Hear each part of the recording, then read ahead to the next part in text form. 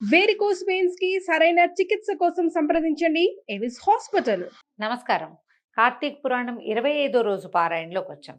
ఈ రోజున కార్తీక బహుళ ఏకాదశి, శుక్ల ఏకాదశి చేసుకున్నాం కదా. బహుళ ఏకాదశి నాడు ఈ రోజంతా ఉపవసించి రేపు ఉదయం ద్వాదశి నాడు ద్వాదశి పారాయణ చేసుకోవచ్చు. అయితే ఎవరైతే కార్తీక నక్తాలు ఉంటారో, అంటే ఉదయకాలం అంతా ఉపవాసం ఉండి రాత్రి భోజనం చేసే విధిని నియమంగా పెట్టుకుని ఉంటారో వారికి ఏకాదశి నియమం అంతగా ఉండదట.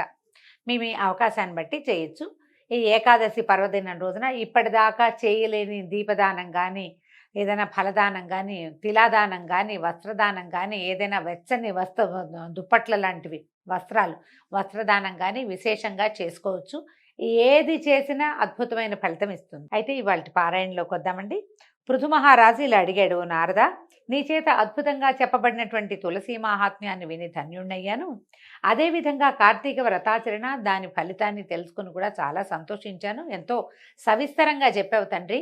అయితే ఎవరెవరు ఈ కార్తీక మాసాన్ని ఆచరించి ధన్యాత్ములయ్యారు, ఇంకా ఎవరైనా తెలిసిన వాళ్ళు ఉన్నారా, వాళ్ళని గురించి ఏదైనా విశేషం చెప్పమని అడిగితే నారద మహాముని ఇలా చెప్తున్నాడు. చాలా కాలం పూర్వము సహ్యపర్వతాల దగ్గర, సహ్యాద్రి పర్వత పంక్తుల దగ్గరలో కరవీరం అని ఒక చిన్న ఊరుండేది. ఆ ఊళ్ళో ధర్మవేత్త, నిరంతరము హరిపూజాసక్తుడు, నిత్య ద్వాదశాక్షరి జపవ్రతుడు, అతిథి సేవాపరాయణుడు అయినటువంటి ధర్మదత్తుడు అనే ఒకనొక బ్రాహ్మణ ఆయన ఉండేవాడు.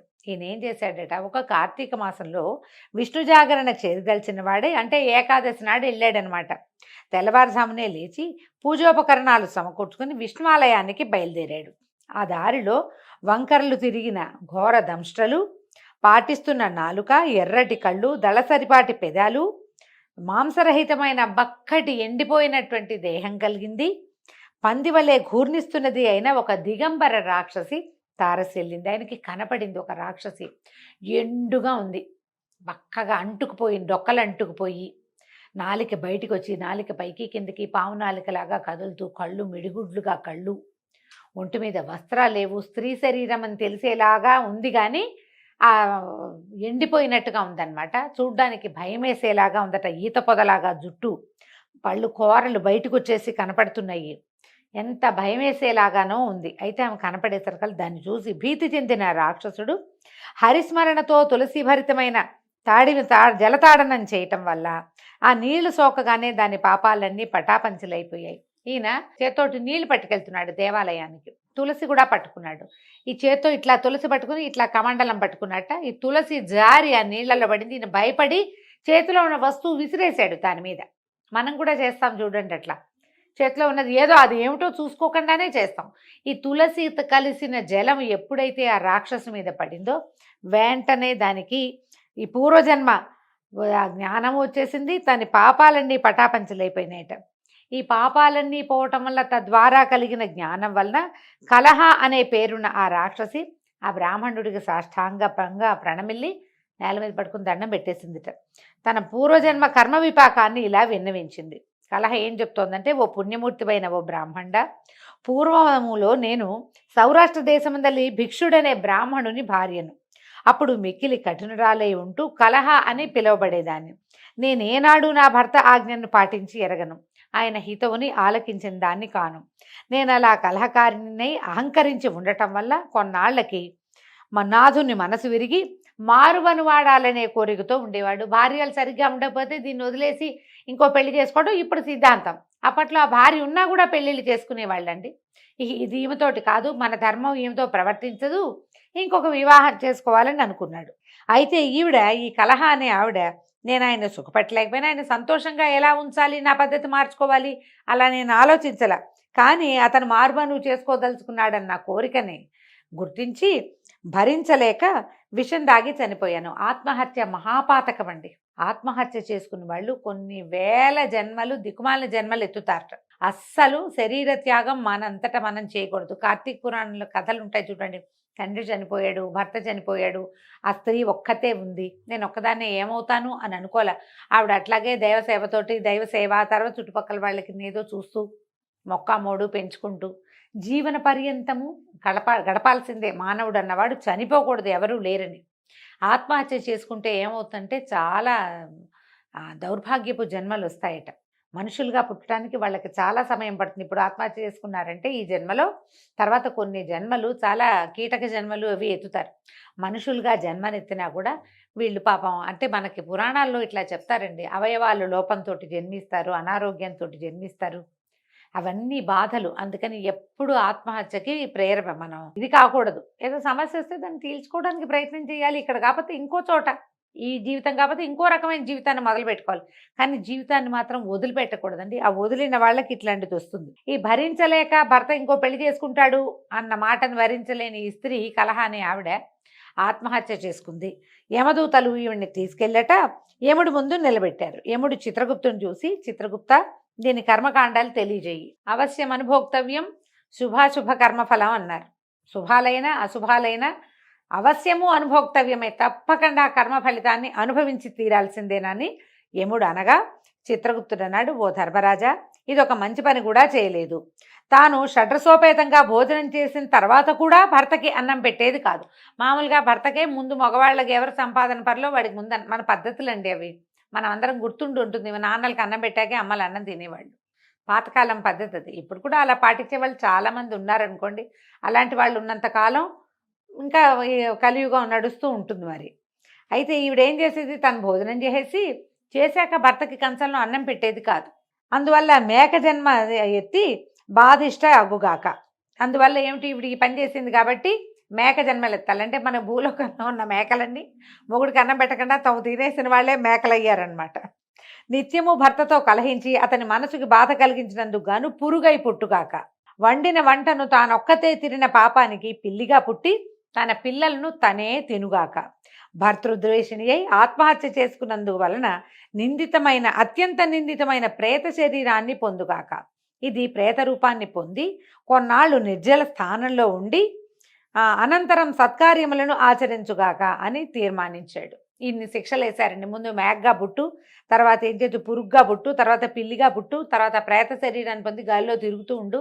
నిర్జనంగా ఉండేది ఎవరు, నిర్జలము నిర్జనము కూడా, జనం లేని చోట జలం కూడా లేని చోట ఉండి ఉండి ఉండి ఉండి ఆ తర్వాత ఏదో సత్కార్యాలు ఆచరించవచ్చు. అప్పుడెప్పటికో సరైన జన్మ వస్తుందని చిత్రగుప్తుడు చిట్టా చదివి చెప్పాడు. అది మొదలుగా, ఓ ధర్మదత్త, నేను 500 సంవత్సరాల పాటు ఈ ప్రేత శరీరం ధరించి ఆకలి దప్పులతో అల్లాడుతూ అలనాటి నా పాపాలకై దుఃఖిస్తున్నాను. అయితే అనంతరము కృష్ణా సరస్వతి సంగమ స్థానమైన దక్షిణ దేశానికి రాగా అక్కడి శివగణాలు నన్ను తరిమి కొట్టగా ఇలా వచ్చాను. పరమ పావనమైన తులసి జలాలతో నీవు తాడించడం వలన ఈ పాటి పూర్వస్మృతి కలిగింది. పుణ్యతేజస్వివైన నీ దర్శనం లభించింది. కాబట్టి కళంకరహితుడమైనటువంటి ఓ భూసురా, ఈ ప్రేత శరీరం నుంచి దీన్ని తదుపరి ఎత్తవలసిన యోనుల్లోని జన్మత్రయాన్నించి నాకెలా ముక్తి లభిస్తుందో చెప్పి రక్షించు అని పరిపరి విధాలుగా ప్రాధేయపడిందట.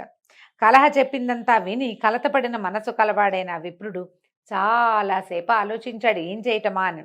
ఆలోచించి దుఃఖభార హృదయుడే ఇలా చెప్పసాగాడు. ఏమంటున్నాడో చూద్దాం. ఓ కలహ, తీర్థాలు దానాలు వ్రతాలు చేయటం వల్ల పాపాలు నశిస్తాయి, కానీ నీ ప్రేత శరీరం వల్ల వాటిని ఆచరించేందుకు నీకు అధికారం లేదు. మానవ శరీరం ఉండాలి. అందుకని మానవ జన్మ అత్యంత దుర్లభమైనది. ఈ శరీరం లభించినప్పుడే చేయగలిగినన్ని దానాలు, మంచి పనులు, సత్కార్యాలు చేసుకో. పురుగ్గానో పిల్లిగానో ఎంత జంతువుగానో సరీసృపంగానో పుడితే నీకు కర్మలు చేయాలి, ధర్మం ఆచరించాలనే జ్ఞానం ఉండదు. ఆ శరీర ధర్మం ఏమిస్తుందో అదే ఆచరిస్తావు. ఒక మనిషికి మాత్రమే సమస్త ధర్మాలు తెలుస్తాయి, చేసేందుకు అవకాశం కూడా లభిస్తుంది. ఏమీ లేదు మన చేతిలో దానం చేయటానికి. కనీసం వెళ్ళే వాళ్ళు బరువెత్తలేని వాడి ఒక సంచి మోసినా మనకి ధర్మకార్యమే. అది కూడా దానమే తీసి పెట్టక్కర్లేదండి. నడవలేని వాడికి చెయ్యందించు, అది ధర్మం. బరువెత్తలేని వాడికి బరువెత్తిపెట్టు, అది ధర్మం. బాబు ఆయన కేకేన ఆయన అంటే వాళ్ళ బదులు మనం కేకేసినా కూడా ధర్మమేనండి. మనుషులై పుట్టేటప్పుడు అలా ప్రవర్తించాలి మనం. మిగిలిన జన్మల్లో మనకు అవకాశం లేదు, కేవలం మానవ జన్మకు మాత్రమే ఉంది.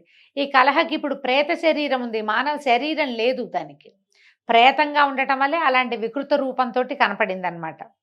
ఇది అదీగాక 3 యోనుల్లోనూ 3 జన్మల్లో అనుభవించవలసిన కర్మ పరిపాకం అతి స్వల్ప పుణ్యంతో తీరదు. అందువలన నేను పుట్టి బుద్ధెరిగిన నాటి నుంచి ఆచరిస్తున్న కార్తీక వ్రత పుణ్యంలో సగభాగాన్ని నీకు ధారపోస్తాను. తద్వారా నీవు తరించి ముక్తిని పొందు అని చెప్పి తన దగ్గరున్న కార్తీక వ్రతం తాలూకు కర్మల ఆ ధర్మ పుణ్యబలాన్ని దీనికి ఇచ్చేస్తానంటున్నాడు. ఇది కూడా ఎంత గొప్ప విషయం అండి. ఎవరైనా చేస్తారు ఇట్లాంటి పని, ఈయన చేయడానికి ఒప్పుకున్నాడు. తనంతట తనే ఆఫర్ చేశాడు, తీసుకోమ్మా అని. ఏం చేశాడట, ద్వాదశాక్షరీ మంత్రయుక్తంగా తులసి తోయాలతో ఆమెను అభిషేకించి కార్తీక వ్రత పుణ్యాన్ని ధారపోశాడు. ఉత్తర క్షణంలోనే కలహ ప్రేత శరీరాన్ని విడిచి దివ్య రూపిణి అయి అగ్నిశిఖవలే లక్ష్మీకళతోటి ప్రకాశించింది.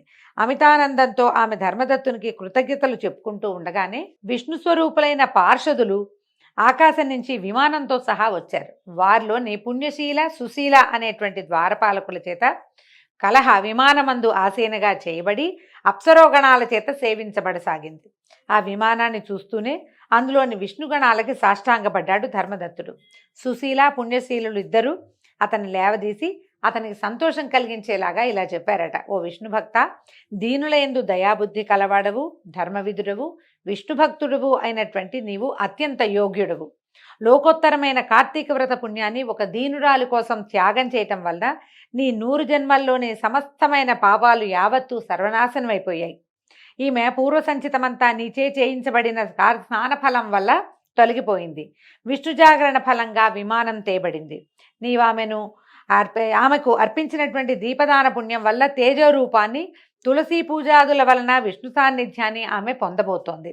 ఓ పవిత్ర చరిత్రుడా, మానవులకు మాధవ సేవ వల్ల కలుగని మనోవాంఛితమంటూ ఏదీ లేదు. విష్ణు ధ్యాన తత్పరుడైన నీవు 2 భార్యలతో నువ్వు కలిసి అనేక వేల సంవత్సరాల పాటు విష్ణు సాన్నిధ్యంలో వినోదించగలవు. సంతోషపెట్టారు. విష్ణు సాన్నిధ్య సుఖం, విష్ణు సాయుధ్యం నీకు లభిస్తుంది అని చెప్పి ఆయన్ని సంతోషపెట్టి ఇంకా చెప్తున్నారు, ఓ ధర్మదత్తుడా, వైకుంఠంలో నీ పుణ్యఫలానుభవం తర్వాత తిరిగి నువ్వు భూలోకంలోని సూర్యవంశంలో దశరథుడనే మహారాజుగా పుడతావు. ఈ జన్మలో నీకు భార్యలుగా ఉన్న 2 కూడా నీ యొక్క పుణ్యవశం చేత నీకు మళ్ళీ భార్యలుగా పుడతారు. ఇప్పుడు నీ చేత పుణ్యాభిషిక్త అయిన ఈ కలహయే నీకు ఆ జన్మలో 3వ భార్యగా పరిణమిస్తుంది. దివ్య కార్యార్థి అయి భూమిని అవతరించున్న విష్ణువు రేపొద్దున పుట్టబోతున్నాడు విష్ణుమూర్తి. ఆయన ఆ పుట్టుకలో నీ కుమారుడుగా జన్మిస్తాడు. ఓ ధాత్రి సురవరేణ్య, విష్ణువునకు అత్యంత ప్రీతికరమైన ఈ కార్తీక వ్రతంతో సమానమైన యజ్ఞ యాగాదులు కానీ దాన తీర్థాదులు కానీ ఏమీ లేవని తెలుసుకో. అంతటి మహోత్కృష్టమైనది, నీచే ఆచరింపబడినది ఈ కార్తీక వ్రతంలోని సగభాగపు పుణ్యానికే ఈ స్త్రీ విష్ణులోకాన్ని పొందుతోంది. ఆమెను ఉద్ధరించాలనే నీ సంకల్పం నెరవేరింది కనుక నువ్వేమి దిగులు పడకనైనా, ఈవిడ ఉద్ధరించబడింది. తదుపరి జన్మలో ఇంకా కొంతకాలం, అంటే ఇక్కడ మొత్తం వీళ్ళు పుణ్యబలం అంతా అయ్యాక మళ్ళీ భూమి మీద పుడతారు. మనమంతా కూడా అట్లాగే పుడతామట. నువ్వేమో దశరథుడుగా పుడతావు. ఈ జన్మలో నీ భార్యలు 2 ఎవరైతే ఉన్నారో వాళ్ళిద్దరూ నీకు భార్యలుగానే వచ్చే జన్మలో దశరథుడిగా పుట్టినప్పుడు నీకు భార్యలు అవుతారు. ఇప్పుడు నీ వల్ల ఈ విష్ణు సాయుధ్యం లభించినటువంటి ఈ కలహ నీ 3వ భార్యగా జన్మిస్తుంది. భగవంతుడు కార్యాంతరం కోసం, అంటే శిష్టరక్షణ దుష్ట శిక్షణ చేయటం కోసం భూమి మీద అవతరించబోయే రామావతారంలో అతను నీకు కుమారుడుగా జన్మిస్తాడని తెలియజేశాడు. ఈ సుశీల పుణ్యశీలుడు 2 కూడా, అంటే విష్ణు పార్షదులైన వాళ్ళిద్దరూ ఈయనకి ధర్మదత్తుడికి తెలియజేశారు. ఈ విధంగా ఈరోజు పారాయణ పూర్తయిందండి. రేపు ఉదయం 26వ రోజు పారాయణలో మళ్ళీ కలుసుకుందాము. నమస్కారం.